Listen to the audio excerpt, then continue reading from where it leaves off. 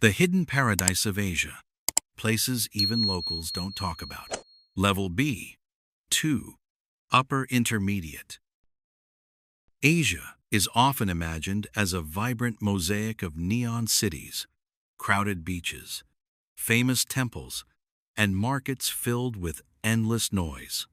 People dream of Bali sunsets, Tokyo streets, Singapore skyline gardens, and Thai beaches glowing in travel brochures.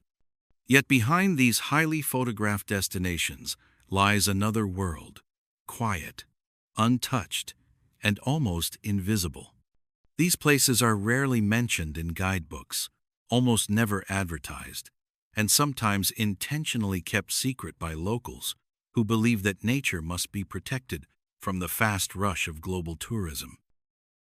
Beyond the crowded beaches and international hotels, there are villages that move at the rhythm of rain, forests older than any recorded history, islands without signs, cafes, or Wi-Fi, and mountains where the loudest sound is simply wind crossing snow. These are not hidden because they are hard to reach, but because the people who live there choose silence over popularity. In many of these lands, the very idea of tourism remains a sensitive topic, something that could destroy that delicate balance between culture and nature, time and memory, ritual and everyday life. The lagoon that breathes in silence, Sohoton, Philippines. Siargao has become a symbol of trendy island life, with surfers, smoothie bowls, and drone shots filling social media. But just beyond its lively coast lies a lagoon that seems to exist in another universe entirely. Sohoton. Travelers do not simply arrive here. They are invited, and only under certain conditions. Motorboats slow to a whisper. Loud music is forbidden. Even footsteps seem too heavy for the glass-like water. The cliffs around the lagoon rise in deep green and shape the light, so the water becomes not just blue, but almost otherworldly in its clarity. Inside hidden chambers of rock, visitors move through passageways where stingless jellyfish float in gentle circles. They do not sting and do not flee. They simply exist, soft and ancient, like memories that never left. The local guides speak of the lagoon not as an attraction, but as a living presence, something that listens. Sohoton is protected by strict rules because the lagoon is not just a landscape, it is identity, spirit, and ancestry. Here, tourism is not business, it is stewardship. No big hotel chains are allowed to build, no nightclubs, no jet skis. The sea remains a mirror, undisturbed. The Road of 1864 curves Mae Hong Son, Thailand. Where most travelers visit Chiang Mai and enjoy the cheerful cafes of Pai, few realize what lies beyond the last backpacker bar. Mae Hong Son begins where the map seems to lose confidence, twisting into mountains that smell of pine and rain. The road is legendary, 1,864 curves. Locals do not exaggerate, this number is printed on signs, celebrated, feared, and admired. Motorcyclists who attempt the loop speak of it with a mixture of pride and disbelief. There is no rush here. Each curve reveals a village that looks as if it stepped out of another century. Wooden houses lean into mist. Small temples shine gold against green hills. At dawn, barefoot monks walk past rice fields, collecting offerings not for spectacle, but for sustenance. Life in Mae Hong Son moves according to mountain logic. Slow mornings, quiet afternoons, evenings filled with crickets, incense, and tea poured from bamboo. There are no loud beach bars, no endless souvenir markets. You hear engines only occasionally, mostly you hear wind, bells from temples, and the crackling of fires lit for warmth. Thailand exists here, without filters, without tourism slogans, without rush. Misul, the coral kingdom that refused time. Raja Ampat is now a dream destination for divers, but Misul still lives in partial shadow, almost intentionally. It is part of a protected marine reserve that limits visitors, boats, fishing, and even photography in some zones. Coral ecosystems need silence too, not just sunlight and salt water. The sea does not simply appear blue here. It burns in color, as if the world forgot to mute its brightness. Manta rays move like shadows with wings, passing over coral gardens that glow in blood orange, emerald, violet, and gold. Fish move in synchronized patterns, like stained glass that can think. In Misul, there are no nightclubs, shopping centers, or massive ports. What matters is balance. If too many people arrive, the coral dies. If plastic enters the waves, entire species vanish silently. Locals understand this truth deeply. For them, reef is not scenery. It is protection, food, heritage, and sacred geography. The silence in Misul is not emptiness. It is respect. Zanskar land, suspended between stars and snow. High in the Himalayas, far beyond the tourist heart of Ladakh, sits Zanskar, a valley so isolated that winter seals it from the world for most of the year. Only a frozen river, the famous Chadar Trek, allows passage in the coldest months, when temperatures fall low enough to turn time into stillness. Zanskaris live as if the world slowed centuries ago. Yaks move across snow like ships. Monasteries hold chants that echo longer than memory. Walls of prayer stones line paths walked by generations who measured time not in hours, but in seasons and harvest cycles. Electricity is recent and unreliable, and many homes continue in candlelight long after dusk. Travelers do not simply visit Zanskar, they witness it. Villagers offer yak butter tea, not as hospitality, but as tradition. Monks allow entry into temples only when silence is genuine, not performed. Here, mountains do not entertain, they instruct. They teach patience, humility, and the impossibility of dominance over nature. In Zanskar, life survives on respect. Savo, the volcano with no roads. Savo Island sits in the Solomon Sea, technically part of the Asia-Pacific, though many maps barely acknowledge it. To reach it, travelers must leave schedules behind. There are no roads, no cars, no hotels, and no internet towers. What exists is raw rhythm: ocean, mountain, smoke, and tide. The island circles an active volcano that breathes heat through earth vents, while villages live in wooden houses shaped by storms and sun. At night, the horizon glows not with city lights, but with plankton tiny creatures that turn waves into galaxies.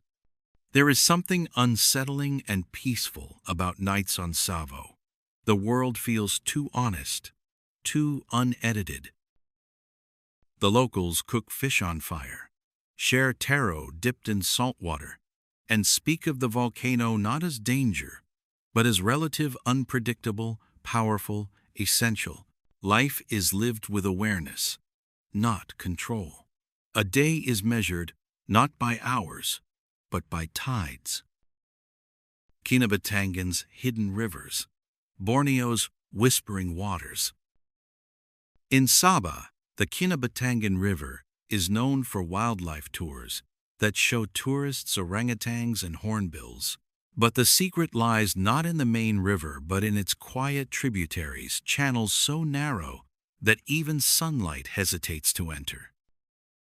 Here, small wooden canoes replace tourist boats. Guides read water the way others read books. Their eyes recognize ripples, shadows, and bird calls as language. Within this silent maze, live species rarely seen by outsiders. Pygmy elephants that move like fog, proboscis monkeys that watch with strange curiosity, and crocodiles so still they look carved from river stone. These waterways are more than travel destinations. They are lessons in coexistence. Villagers believe every tree contains spirit, every bend holds memory, and every animal is part of a shared agreement. Tourism here is not expansion, it is permission. Mergui, the archipelago of unnamed dreams. Off the coast of Myanmar, scattered across the Andaman Sea, lies the Mergui archipelago. More than 800 islands, many without official names, maps, or recorded history. Only the Moken people, skilled sea nomads, know their stories. These islands do not welcome development. There are no resorts climbing into jungle, no private beaches sold to corporations. Travelers sleep in floating huts or simple beach shelters, eat fish caught at dawn, and move according to wind more than plan.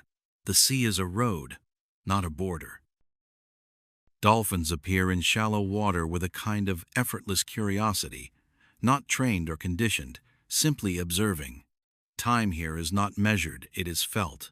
Days become sunlight and salt. Nights become bioluminescence and tide. Asia's most secret places are not hidden by accident.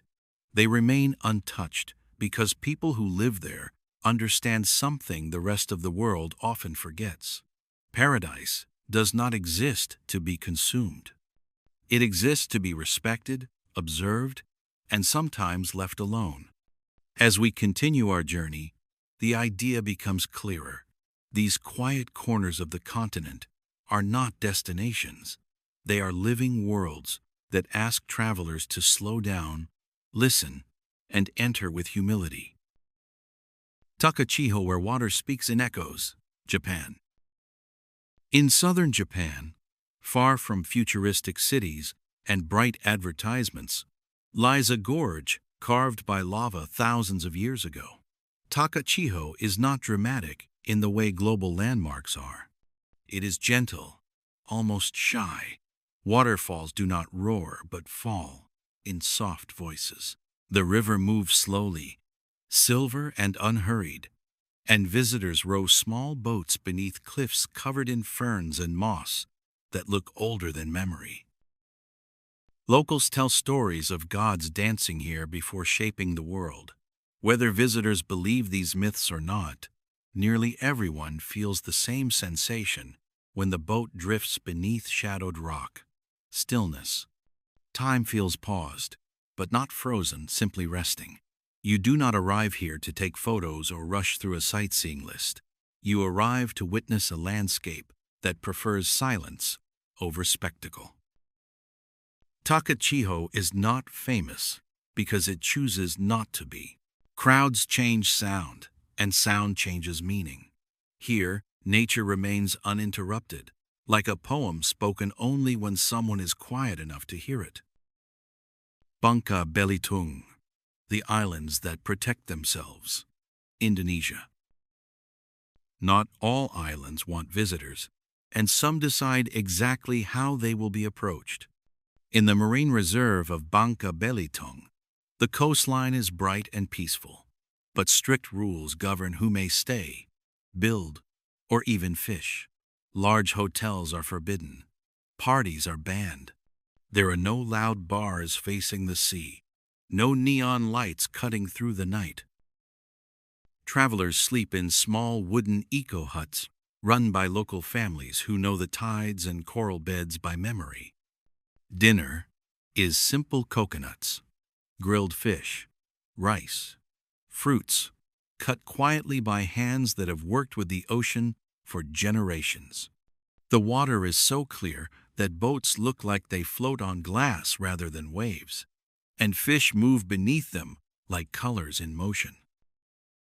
The locals understand that comfort and greed can destroy even the most beautiful coasts, so they choose protection over profit. They do not want their beaches to turn into crowded hotel strips, and they do not want coral to die under sunscreen, plastic, and boat fuel. Their paradise survives because they refuse to sell it. Sum Valley, the monastery hidden in snow. High in Nepal's northern mountains, beyond the popular trekking lines, lies Sum, a valley wrapped in prayer flags, quiet rituals, and mountain air so sharp it feels like glass. This is not a place built for tourism. The villages here follow rules established long before international travelers existed. Hunting is forbidden. Certain sacred areas cannot be photographed. Music must remain soft. Respect is not requested, it is required. The valley feels like a monastery without walls. Houses line the hillsides like scriptures, and monks move between stone paths carrying tea and prayer wheels. Travelers are not entertained but welcomed gently, often with bread and butter tea served in cups that hold more history than decoration. Life in Sum is a practice, not a performance.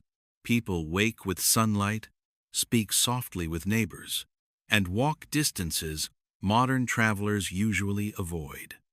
The mountains around the valley are not tourist viewpoints, but spiritual guardians. To visit Sum is not to conquer altitude, but to understand the weight of ancient tradition. Bai Exep, Vietnam, in a whisper. Most travelers head to famous Vietnamese coasts filled with resorts and nightlife. Yet Bai Sep remains almost invisible on maps, a quiet stretch of shore where fishing boats rest on sand like sleeping animals. At dusk, old women sell mangoes on the road, children chase each other barefoot, and coconut trees lean toward the water like spectators. There is no rush here. Plastic chairs sit near small family cafes. The smell of grilled squid mixes with salt in the air. Locals repair nets, mend wooden boats, and talk in slow voices. Travelers who arrive are often surprised by the lack of entertainment, but eventually they understand the entertainment is life itself. Bai Sep does not perform its culture.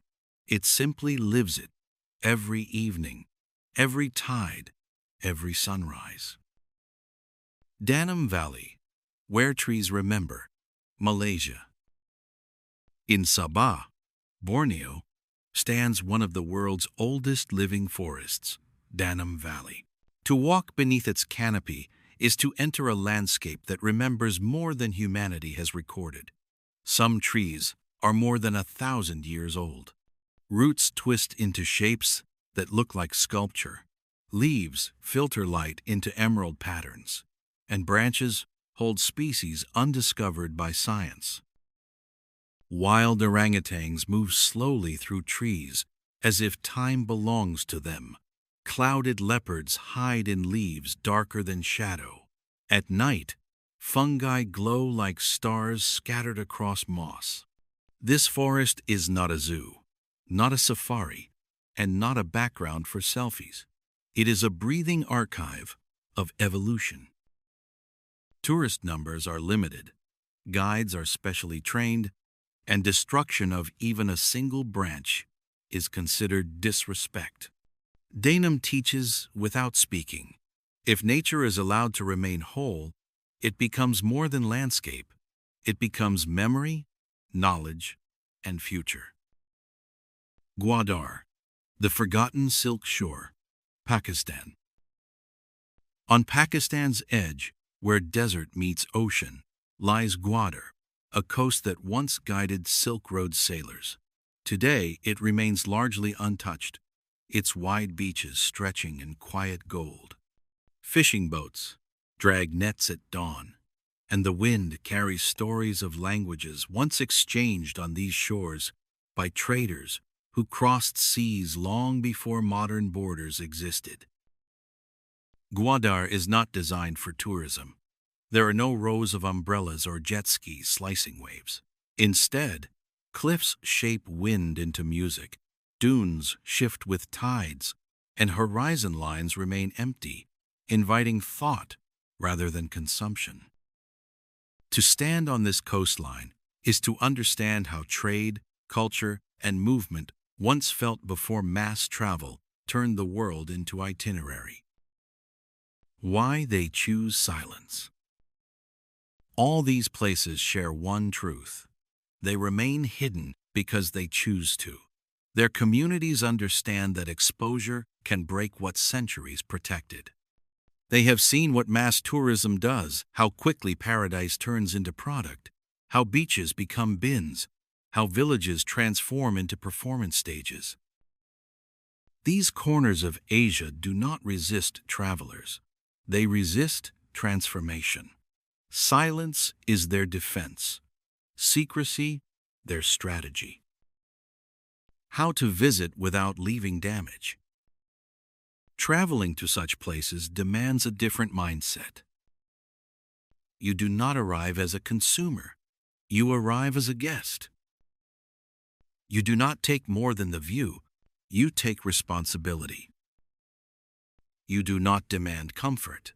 You adapt to rhythm. The best traveler is not the one who sees the most places, but the one whose presence does not change the place at all. The meaning of hidden. When we say hidden paradise, we do not mean invisible or unreachable. We mean carefully guarded. We mean places that live beyond advertisement, beyond crowds, beyond speed. These destinations exist for people who travel, not for photos or bragging rights, but for understanding of silence, of nature, of tradition, of time. Closing reflection. Asia's quiet corners reveal something larger about travel. Beauty is not only what is seen, but what is preserved. Not every coastline needs a resort. Not every forest needs a walkway. Not every village needs fame. Sometimes the most respectful act is to witness gently and leave without a trace. Hidden paradise is not a secret to be discovered.